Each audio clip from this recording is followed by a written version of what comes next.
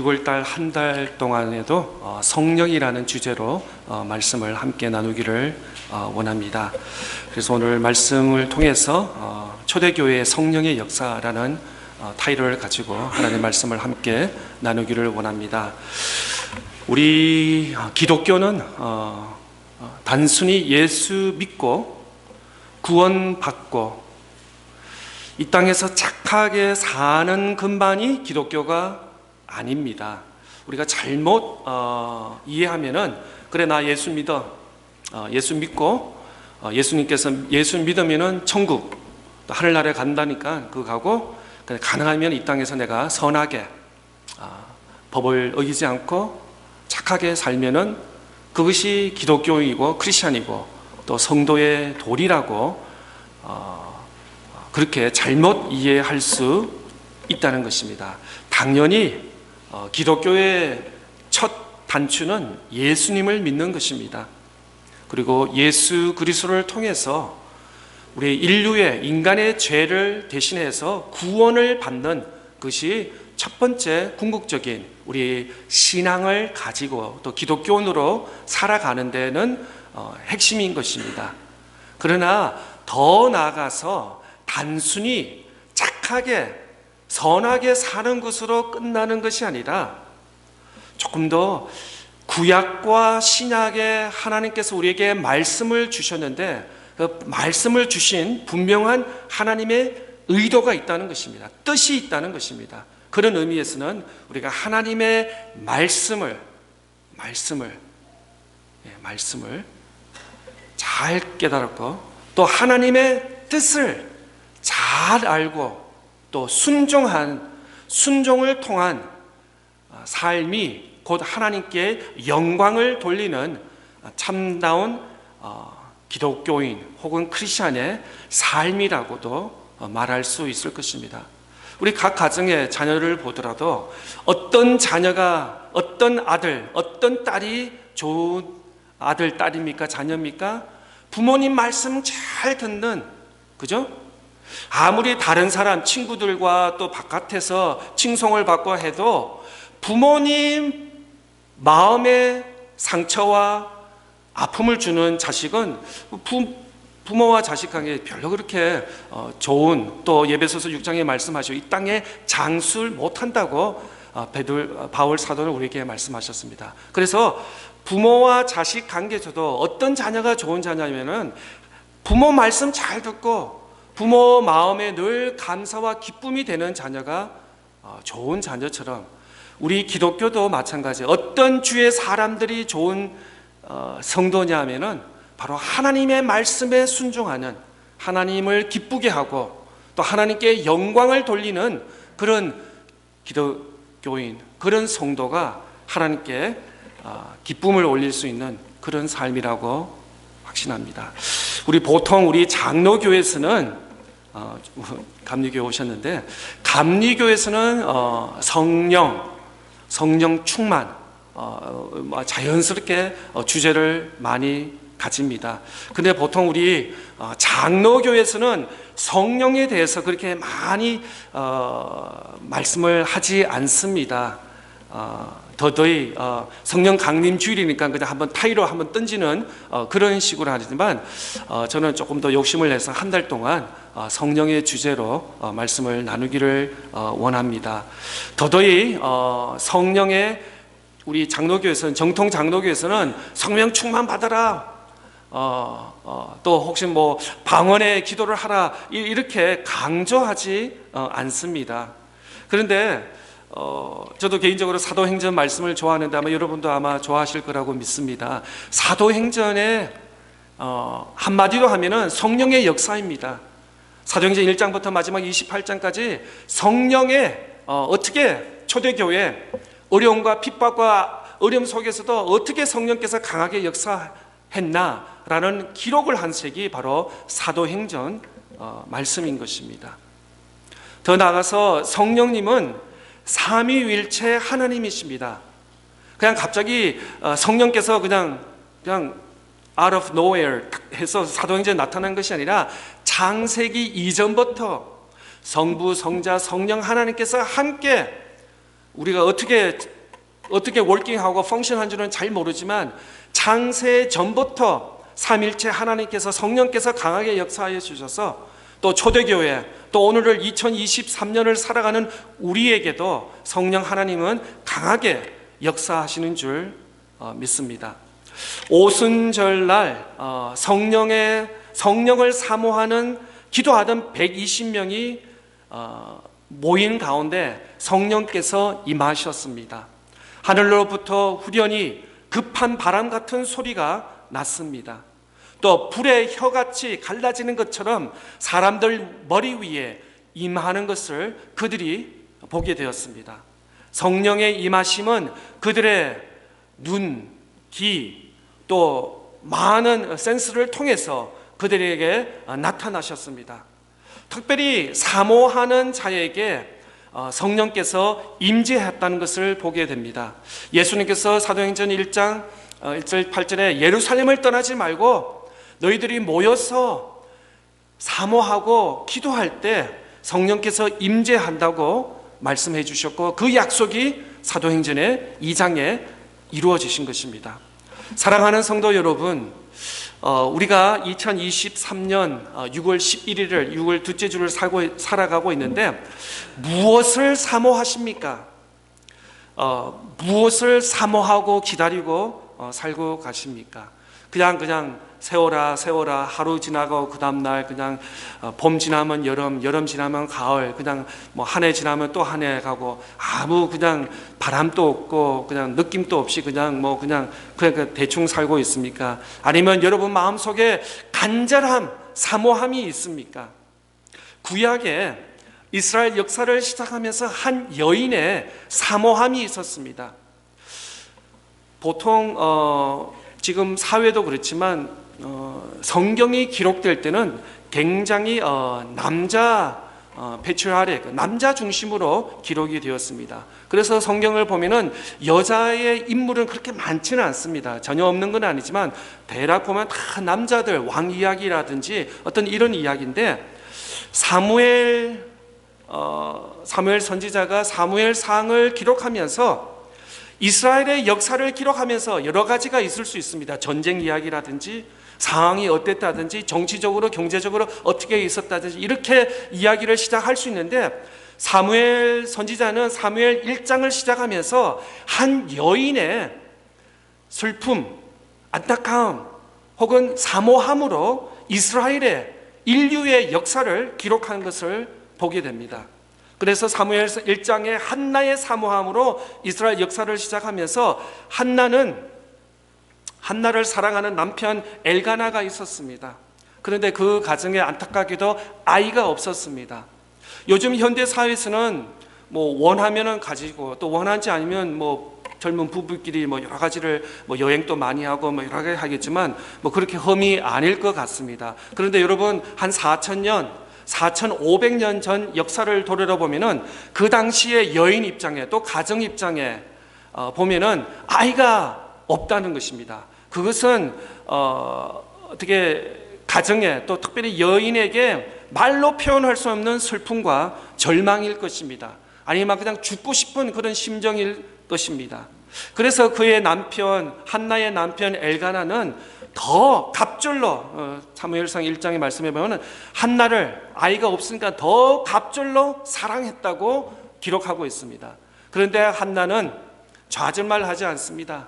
내 인생, 내 신세 이렇게 하지 않고 오히려 그는 용기를 내어서 하나님 앞에 나가서 서원의 기도를 했습니다.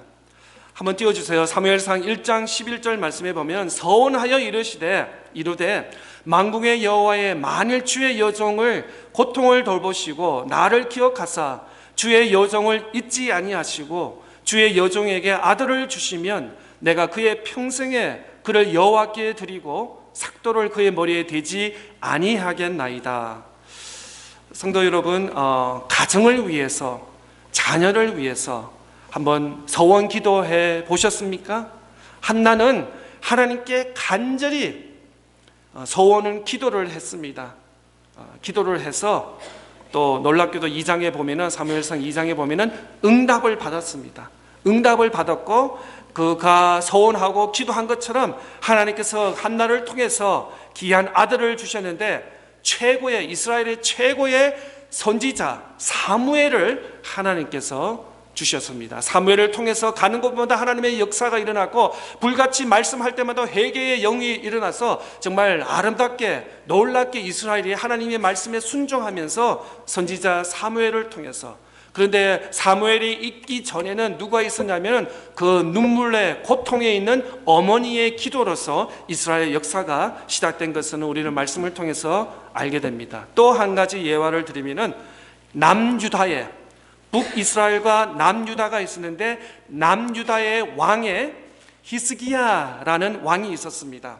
왕이 있었는데 이제 죽을 병에 걸렸습니다. 죽을 병에 걸렸는데 여기도 포기하지 않고 내 인생이 이렇지 뭐 이러다가 죽는 거지 라고 하지 않고 무릎 꿇고 그냥 통곡을 하고 그의 침상이 그냥 플러드 됐다고 했습니다. 침대가 완전히 그냥 홍수가 난 것처럼 그냥 집에 샤워장에 물 그 파이프가 터져가지고 그냥 온 집안이 바닥에 물이 넘치는 것처럼 눈물로써 그렇게 기도를 했더니 하나님 매달리면서 살려주세요 살려주세요 이렇게 기도했더니 하나님께서 히스기야 왕의 기도를 들으시고 응답하여 주시고 그의 생애 15년의 삶을 연장시켜 주셨다는 것입니다. 우리가 잘 아는 이사야서 38장 2절부터 말씀 보겠습니다. 히스기야가 얼굴을 벽으로 향하고 여호와께 기도하고, 자기 얼굴을 벽을 했다는 것은 다른 데 보지 않았다는 것입니다. 좌우 보고 하늘 보고 땅 보고 옆에 사람 보고 어떤 환경 보지 않고 벽을 봤다는 것은 오직 하나님만 집중하고 하나님께만 간구했다는 그 뜻입니다. 때로는 우리에게도 그런 기도가 필요한 줄 믿습니다. 세상을 바라보고 뭐 계산기를 두드리고 이런 플랜 A, 플랜 B 뭐 여러 가지를 보는 것이 아니라 벽을 바라보면서 하나님을 의지하면서 하나님만 의지하면서 간구할 때 놀라운 기도의 응답이 이 히스기야에게 일어난 것처럼 저와 여러분에게도 일어날 줄 믿습니다. 다시 읽겠습니다. 히스기야가 얼굴을 벽으로 향하고 여호와께 기도하여 이르되 여호와여 구하노니 내가 주 앞에서 진실과 전심으로 행하며 주의 목전에서 선하게 행할 것을 기억하옵소서 하고 히스기야가 심히 통곡하니 이에 여호와의 말씀이 이사야에게 임하여 이르시되 너는 가서 히스기야에게 이르기를 내 조상 다윗의 하나님 여호와께서 이같이 말씀하시기를 내가 내 기도를 들었고 내 눈물을 보았노라 내가 내 수안에 15년을 더하리라. 아멘 할렐루야. 그렇습니다. 하나님께 이렇게 온 마음을 다하고 전심을 다하고 눈물로 기도했더니 하나님께서 히스기야의 그 눈물의 기도를 들으시고 응답해 주시고 남유다에는 그렇게 좋은 선한 왕이 없었습니다. 다 악한 왕이 많았습니다. 한둘 빼놓고는. 그런데도 그 가운데도 히스기야는 선한 왕, 하나님 단지 그냥 15년의 연장을 기긴 것이 아니라 하나님 말씀대로 순종하면서 선한 남유다의 왕으로서 이스라엘을 잘 섬겼던 이야기가 바로 히스기야의 왕의 이야기입니다. 온 힘을 다해 전심으로 하나님께 기도했다고 말씀하고 있습니다. 성경은 기도의 응답의 책입니다. 하나님의 사람들의 이야기인데 하나님의 사람이 하나님께 간절히 기도했더니 하나님께서 응답하는 응답의 기도책인 것입니다. 또 성령의 역사의 책인 것입니다. 우리가 예수님을 믿는다는 것과 예수님을 만났다라는 것은 차이가 있습니다. 예수님을 그냥 성경에서 문서적으로 아는 것과 하고 예수님을 우리 경험과 삶을 통해서 만날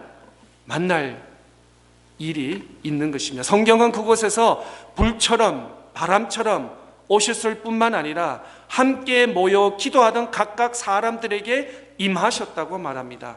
기도했더니 사모함이 있고 간절히 성령께서 하나님 말씀대로 그곳에 모여서 기도했더니 하나님께서 그들에게 불같이 강하게 성령의 역사가 일어났다는 것입니다.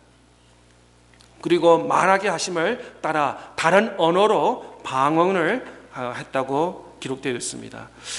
사도행전 2장 9절부터 말씀을 한번 보겠습니다. 우리는 바데인과 메다인과 엘라임인과 또 메소포타미아, 유대와 갑비도기아와 본도와 아시아, 부르기아와 밤빌리리아와 애굽과 미 구레네에 가까운 리비아 여러 지방에 사는 사람들과 로마로부터 온 나그네 곧 유대인과 유대교에 들어온 사람들과 그레네인과 아라비아인들이라 우리가 다 우리의 각 언어로 하나님의 큰 일을 말함을 듣는도다 하고 다 놀라며 당황하며 서로 이르되 이 어찌 된 일이냐 하며 또 어떤 이들은 조롱하여 이르되 그들이 세술에 취하였도다 하더라. 이 얼마나 굉장히 짧은 본문에서 통해서 성령께서 역사한 건데 보면은 바데인과 메다인부터 해서 지역의 이름이 그 각 나라 사람들의 이름들이 나타나고 있는데 이 당시 지금은 정확하게 모르겠습니다. 유엔에서 알려진 나라가 190나라, 200나라가 된다고 지금 알고 있는데 그 당시에는 15개 나라 혹은 지방 언어가 그 당시에는 전 세계라고도 말할 수 있습니다. 전 세계 사람들이 모였습니다. 전 세계 사람이 모였는데 동시에 언어의 성령의 언어의 방언의 소리가 각자 언어에 나타났다고 말씀하고 있습니다. 그들이 바로 하나님의 음성, 하나님의 보이스를 들으면서 음성을 들었다고 기록되고 있습니다. 과거에는 유학이나 해외 선교를 사러 가면은 1년 혹은 그 이상 그 나라의 언어를 공부를 통해서 선교를 한다고 합니다. 가자마자 선교사가 바로 그냥 막 이웃들에게 예수 믿으세요 복음 전하고 앞으로 오셔서 이렇게 하라 그렇지 않고 최소한 1년 그 이상은 그 나라 문화와 또 풍속과 언어를 배운다고 합니다. 그런데 어떤 아프리카 선교사님께 이런 말씀을 들었습니다. 요즘에는 그 시간이 굉장히 단축됐다고 1주, 2주면 다 된다고 합니다. 왜? 스마트폰을 통해서 국어 트랜슬레이터가 있기 때문에 그래서 내가 원하는 한국말 혹은 영어로 하면은 그 나라 방언이 트랜슬레이션이 되기 때문에 선교의 역사들도 지금 굉장히 빠른 형태로 이루어진다고 이런 말씀을 아프리카 선교사님 말씀을 통해서 들었습니다. 오늘날 설교가 무엇입니까? 참된 설교는 성령이 하시는 것입니다. 설교란 사람이 하는 것이 아닙니다. 매 주일마다 제가 강단 위에 와서 그냥 몇 페이지를 넘겨서 그냥 강의하고 렉처하는 것이 아니라 바로 사람의 생각을 전하는 것이 아니라 설교는 인간의 어떤 철학이나 사상을 전하는 것이 아니라 하나님의 뜻과 하나님의 말씀, 더 나아가서 하나님의 마음을 전하는 것인 줄 믿습니다. 가끔가다 어떤 아이들이 그래요. 올드 테스트면은 너무 힘들다는 거예요. 이름도 힘들고 지역도 힘들고 너무 이렇게 신학에 비해서 분량도 너무 많아서 하나님께서 그냥 신약만 주시면 얼마나 좋을까라고 하는데 신약은 우리가 예수님을 통해서 어떻게 구원받는가라고 조직적으로 신학적으로 잘 정리된 책이라고 하면은 구약의 창세기부터 말라기의 말씀은 어떤 말씀이냐면 바로 하나님의 마음이라는 것입니다. 하나님의 생각, 하나님의 어떤 생각을 가지고 있는지 인류를 향해서 타락하고 죄가 많은 우리 인간을 대해서 하나님의 마음이 어디에 있는가. 때로는 어떤 부모님이 우리 애들 집에 애들이 말을 안 듣는다고 그래요. 말을 안 듣는다고. 그래서 좀 이렇게 화를 내고 짜증내는데 가만히 봤더니 우리의 모습이더라고요. 구약에 보면 하나님과 이스라엘 백성들이 한 번, 두 번 하나님께서 말씀하고 선지자를 보내서 이스라엘 백성들이 말씀에 순종했나요? 아닙니다. 수십 번, 수백 번 보냈는데도 잠시 말 순종한다 그러면 또 까먹고 얼굴 돌리고 우상 만들고 불순종하고 또 내 생각대로. 이것이 우리 가정의 자녀들, 아이들, 사춘기 있는 아이들뿐만 아니라 우리의 모습이라는 거예요. 우리 조상 이스라엘 백성들 늘 반복적으로 말씀에 순종하기보다는 늘 내 생각대로 내 방법대로 하는 그런 모습, 우리의 모습. 먼저 우리 자녀들을 나무라는 것이 아니라 우리 자신을 바라보며 우리가 하나님께 나아가서 간구하고 기도하고 하나님 말씀대로 순종하겠다 했지만 때로는 그 약속에 다 지키지 못하는 우리의 자신의 연약함을 바라보게 되는 것입니다. 신학교에서 설교학이라는 그런 클래스가 있습니다. 신학대 설교학 수업을 통해서 설교 작성법이라든지 전달하는 그런 법을 배우는 것입니다. 그런데 오늘 사도행전 2장 14절에서 21절 말씀에 보면은 베드로의 설교가 나타나고 있습니다. 사도행전은 두 사람이 나타나는데 하나는 베드로, 또 나중에 후반부에 9장 10장 이후에 봐서는 이제 사울이 바울이 되어서 베드로와 바울의 이야기 혹은 설교의 내용이 많이 나타나는 것을 보게 되는데, 또 사도행전 7장의 말씀에 보면은 스데반 첫 순교자라고 말씀을 하고 있는데 스데반 설교가 나타나는데, 설교학적으로 보면은 스데반 설교가 굉장히 월등하다고 많은 신학자들이 그렇게 말합니다. 사도행전 7장에 나타나는 스데반의 설교는 굉장히 논리적이고 또 월등하고 설득력, persuasion이 있는 그런 탁월한 설교라고 말하고 있습니다. 그런데 스데반 설교 후 그들은 듣는 그 유대인들, 많은 이방인들은 마음에 찔렸다고 합니다. 그리고 더 나가서 더 이상 못 듣겠다고 하면서 옆에 있는 돌을 가지고 돌을 던져서 쳐 죽였습니다. 그런데 반대로 오늘 2장에 나타나는 베드로의 설교는, 베드로의 설교를 하고 나서는 마음에 찔렸다고 기록되어 있습니다. 그런데 베드로의 설교는 논리라든지 어떤 신학적이라든지 어떤 그냥 어떤 감탄이라든지 아주 훌륭한 그런 설교가 아니었습니다. 그런데도 불구하고 사도행전 2장 37절에서는 이렇게 기록되어 있습니다. 그들이 이 말을 듣고 마음에 찔려 베드로와 다른 사도에게 물어 이르되 형제들아 우리가 어찌할꼬 하거늘. 그렇습니다. 베드로의 설교는 스데반의 설교에 비해서 논리적으로 조직적으로 어떤 감동이 있는 설교가 아니었습니다. 그런데도 많은 사람들이 찔림을 받고 어찌해야 되냐 회개하면서 무릎을 꿇고 세례를 받으면서 예수 그리스도를 믿는 그 수가 3,000명 이상 있었다고 합니다. 사도행전이 있기 전에는 이렇게 많은 숫자가 세례받고 회심하고 이런 역사가 본 적도 없고 들어본 적도 없습니다.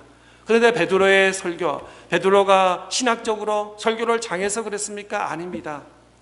바로 성령께서 강하게 역사했기 때문에 3,000명의 이상이 찔림을 받고 무릎을 꿇고 통곡하며 회개하는 그런 역사가 일어난 줄 믿습니다. 그런 의미에서는 예배 드리고 설교하는 것은 사람의 어떤 운변이 아닙니다. 말을 잘하고 어떤 설득력이 있고 어떤 물건을 잘 세일맨하고 그런 것이 아니라 성령께서 우리의 마음을 감탕해 주시고 우리를 변화시켜 주시고 우리를 변화시켜 주시는 줄 믿습니다. 그런 의미에서 매 주일마다 예배를 통해서 말씀을 통해서 저부터 시작해서 우리 모든 성도들이 좀 찔림이 있었으면 좋겠어요.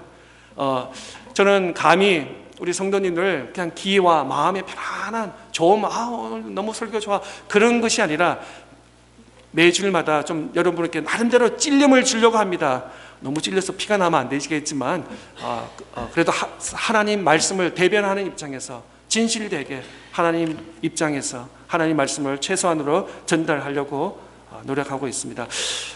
그런 반면에 우리의 문제는 무엇입니까? 하나님을 우리가 믿으면서도 하나님이 우리의 최우선 순위에 있지 않는다는 것입니다. 하나님은 다만 우리의 문제를 도와주시는 분으로 여깁니다. 아이들처럼 만화 영화에 나오는 요술방망이처럼 어떤 지니 것처럼 띵 하면 이렇게 장난감 사주고 하는 그런 거로 우리가 잘못할 수 있습니다. 하나님을 우리를 물에 빠졌으니까 위기니까 살려주세요. 물에서 꺼내주세요. 병 고쳤으니까 병 고쳐주세요. 우리 어떤 직장과 사업장에 어려움이 있으니까 하나님이 이거 해결해 주세요. 어떤 하나님이 요술방망이처럼 우리의 어떤 문제를 그냥 지니처럼 도와주는, 때로는 우리가 아프고 어려우면 우리가 간절히 기도하면 하나님께서 SOS해서 우리를 도와주시는 하나님인 줄 믿습니다. 그런데 더 나아가서 우리의 어려움을 도와주시는 하나님뿐만 아니라 우리가 고백하기를 하나님이 나의 왕입니다. 하나님이 나의 주인이십니다. 우주 만물을 창조하시고 오늘도 다스리시는 그 하나님을 찬양합니다, 고백합니다, 인정합니다 라고 할 때 그것이 진정한 하나님과 우리 관계에서 나타날 수 있는 줄 믿습니다. 단지 내 일에 만사오케 형통하면은 하나님 필요 없습니다, 기도가 필요 없습니다 라가 아니라 모든 일이 잘 되더라도 늘 하나님께 겸손함으로 하나님은 나의 주인이십니다, 나의 왕이십니다, 나의 전부입니다 라고 고백하고, 또 때로는 내 앞에 어려움과 힘든 일이 있다 하더라도 우리가 놀랄 수도 있겠지만 그래도 그런 가운데도 하나님은 아직도 변함없이 나의 주인이십니다, 나의 왕이십니다, 나의 전부이십니다 라고 고백할 수 있는 그런 넉넉함이 우리 모든 성도들에게 있기를 바랍니다. 예수 믿는다는 것이 단지 예수 믿고 천국 가는 티켓, 나 죽으면 천국 갈 거야, 이 땅에 몇십 년 살다가 천국 갈 거야 라고 하는 것이라 진정 나의 주님, 나의 Lord. 많은 사람들이 오늘날 예수님은 나의 Savior, 구세주, 왜냐하면 내 죄를 대신해, 누구든지 예수를 믿으면 내 죄를 용서해 주시고 천국 갈 수 있는 티켓을 준다 까지라는 것입니다. 그런데 그 full sentence는 어떻게 되냐면 Jesus is my Savior and Jesus is my Lord. 예수님은 나의 구세주고 예수님은 나의 주님이십니다, 나의 주인이십니다 까지 진정한 그런 고백이 있어야 되는데, 그냥 나의 죄 용서해 주시고 내 천국 갈 수 있는 까지만 많은 그리스도인들이 그렇다는 것입니다. 그래서 예수님이 나를 위해서 십자가에 못 박혀 죽으시고 천국 가는 것만 뿐만 아니라 나의 일생생활에서 학업과 가정과 직장과 모든 삶에 나의 주인이 되시기를 바랍니다. 주님, 나의 주님.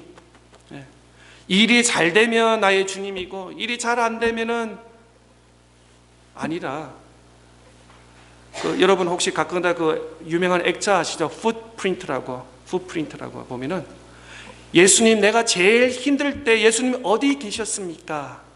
풋프린트. 근데 예수님의 리스폰스는 어떻게 돼요? 너가 제일 힘들 때 내가 너를 업었다. 그래서 예수님의 풋밖에 자기 풋프린트인 줄 알았는데 아닙니다. 내가 힘들 때 예수님께서 나를 덩을 엎어주셔서 예수님 발자국을 보면서 나는 착각한 거야. 왜 예수님 제일 힘들 때 왜 예수님 어디 계셨냐고. 예수님께서 우리를 업어주신 것입니다. 예. 여러분의 삶 속에 하나님, 주님이 중심이 될 수 있기를 축복합니다. 사도행전 2장 16절, 17절, 18절 한번 보겠습니다. 이는 곧 선지자 요엘을 통해서 말씀하신 것이니 이르되 하나님이 말씀하시기를 말세에 내가 내 영을 모든 육체에 부어주리니 너희의 자녀들을 예언할 것이요 너희의 젊은이들은 환상을 보고 너희의 늙은이들은 꿈을 꾸리라. 그때 내가 내 영을 내 남종과 여종들에게 부어주리니 그들이 예언할 것이요. 선지자 요엘이 하신 말씀을 사도행전 2장에 다시 한번 베드로는 기록하고 있습니다. 첫째 17절 말씀에 보면은 성령에 의해서 말세라고 말씀 기록하고 있습니다. 메시아가 이 땅에 인간에 머무러 오셔서 33년 동안 사역하시고 결국은 우리 죄를 위해서 십자가에 못 박아 죽으시고 부활하시고 성천하셨지만 그것이 하나님의 사역이고 완성의 사역입니다. 그런데 요엘 선지자는 그 후에 그 후에 사도행전에서는 말세라는 앞으로 올 미래가 아니라 바로 예수 그리스도의 오심을 시작을 말씀하고 있는 것입니다.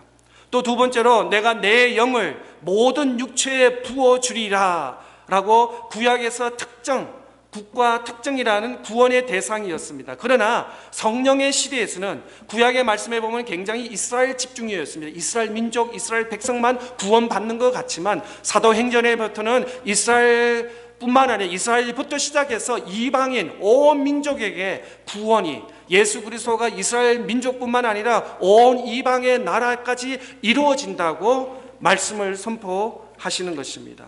또 세 번째로 성령이 임하시면 너희들의 자녀들이 예언할 것이요. 구약 시대에는 하나님께서 선지자를 보내주셨습니다.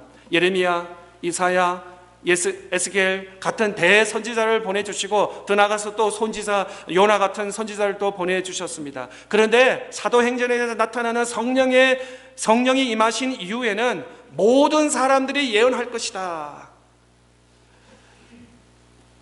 천주교회 캐톨릭의 철지에서 1517년에 개신교가 레포메이션이 프로테스탄트 철지가 나온 이유가 무엇입니까? 그때는 pop이라든지 카르디널이라든지 높은 분만들만 성경을 직접 읽을 수 있었어요.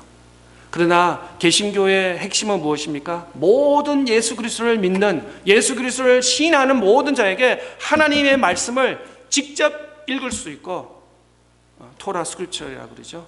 그리고 하나님께, 예수 그리스도께 직접 기도할 수 있다는 그런 은혜의 시대가 다시 한번 또 성령의 이후에 개신교를 통해서, 레포메이션을 통해서 다시 일어난 것을 우리는 지난 500년 전의 역사를 통해서 잘 알고 있는 것입니다.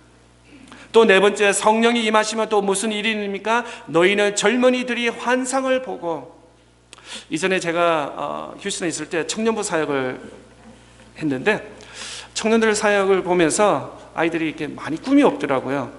그저 좋은 대학교 가고 졸업하고 좋은 직장 가지고 안정된 생활 가지고 또 어느 정도 또 나이가 되고 교제를 하면은 시집 가고 장가 가고 그런 과정.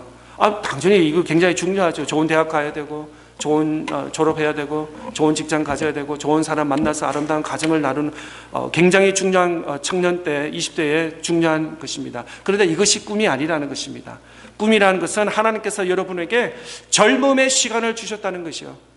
20대와 30대의 젊음을 주셨는데 이 시간을 성령의 충만함과 하나님을 만나는 젊음을 드리라는, 그럴 때 놀라운 미국뿐만 아니라 전 세계를 품어서 하나님께 쓰임받는 귀한 청년들이 다 될 수 있는 줄 믿습니다. 다섯 번째로, 너희의 늙은이들은 꿈을 꾸리라. 즉 나이 많으신 분들이 꿈을 꾸린다라고 말씀하고 있습니다. 우리 사회적으로 보면은 어느 나이가 되면 은퇴하게 됩니다. 또 가정에서도 도움을 주기보다는 도움을 받아야 될 그런 입장이 된다고 합니다. 그런데 성령이 임하면, 초대교회 사도행전 2장처럼 성령이 임하면은 늙은이들이 꿈을 꾼다고 말씀하고 있습니다. 이것이 성령의 특징인 것입니다.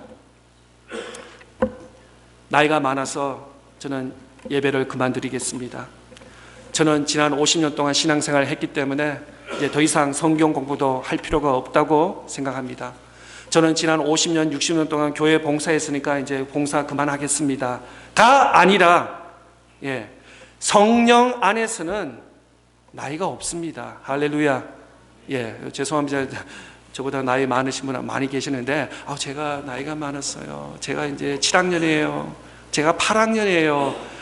저 앞에서는 그런 말 하지 마시고요. 성령 안에서는, 교회에서는 나이가 없습니다. 예수님께서 어떻게 말씀하셨습니까? 천국은 어떤 나이라? 어린아이 같이.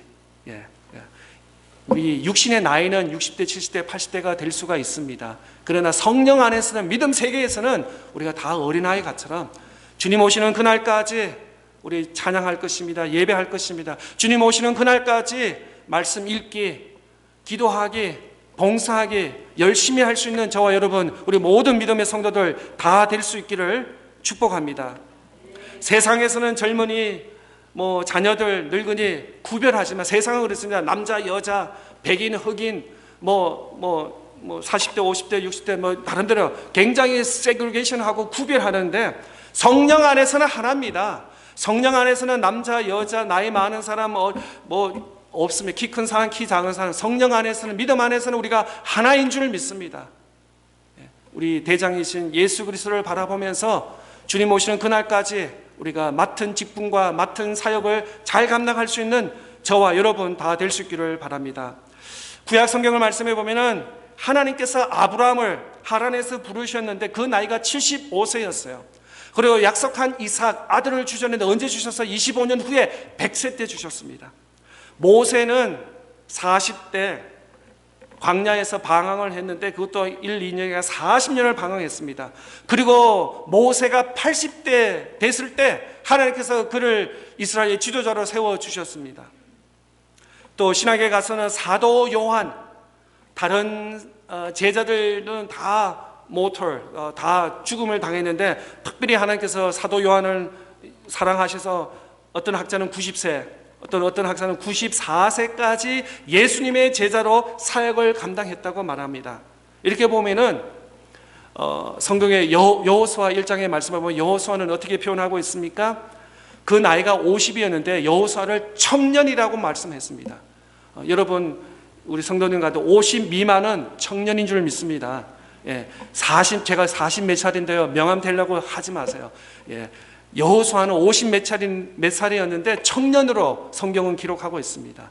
그런 의미에서 우리 모두는 정말 자녀들, 젊은이들, 노년 누구나 다 하나님의 부르심과 또 쓰임에 받는 저와 여러분 다 될 수 있기를 축복합니다. 마지막으로 21절, 누구든지 주의 이름을 부르는 자는 구원을 받으리라 하셨느니라. 왜 베드로는 요엘 선지자 말씀을 이용하고 있고 또 사도행전 2장에 잘 알려지지 않는 요엘 선지자의 말씀을 이 2장에 말씀하고 있고, 저와 여러분은 2023년도에 살고 있습니다. 또 세상을 말하고 있어요. 지금 마지막 때, last days, 말세에 살고 있다고 합니다. 왜 하나님께서 우리를 차타누가에 보내주시고 왜 이 시점에 저와 여러분을 불러주셨습니까? 바로 복음 때문에, 예수 그리스도 복음 때문에. 19세기까지는 TV, 라디오, 또 선교사의 어떤 그런 액티비티가 그렇게 많지 않았다고 합니다. 20세기, 지금 21세기에 와서 복음의 소식이 폭발적으로 일어나는, 아마 여러분 다 뉴스를 통해서 다 알고 있을 것입니다. 지금 성경을 번역하는 위클리프, 그는 그진 다 모든 언어, 동남아, 남미, 아프리카에 다 언어가 번역됐다고 말하고 있습니다. 만약에 모든 하나님의 말씀이 이 땅에 방언해 할 때는 그때가 마지막 때라고 말씀하고 있어요. 정말 우리는 일어나는 일들을 바라보면 정말 마지막 때라고 우리가 부인할 수 없을 것입니다. 그런데 왜 하나님께서 저와 여러분을 이 어렵고 마지막 말세에 우리를 부르시고 그리스도인으로 부르시고 또 교회의 믿음의 공동체로 부르셨습니까? 바로 복음 때문에, 예수 그리스도의 복음 때문에. 그래서 마지막 21절에 이렇게 말씀 기록하여서 주의 이름을 부르는 자들 모두에게 구원을 베풀어 주신다고 말씀하고 있습니다. 여러분의 삶의 터전에 어디에 있든지 늘 이 복음을 위해서 하나님께 영광을 돌리고 예배하고 하나님 나라를 확장시키는 일이 여러분의 메인 사역이 될 수 있기를 바랍니다. 여러분의 가정과 여러분의 직장과 사업은 사이드가 될 수 있기를 바랍니다. 신앙으로 보면 여러분의 예배 드리고 교회 안 밖으로 봉사하고 이 일이 여러분의 축복이 되게 하고 은혜가 될 수 있기를 축복합니다. 말씀을 기억하면서 우리 다 같이 일어나셔서 부흥이란 찬양 함께 하시겠습니다.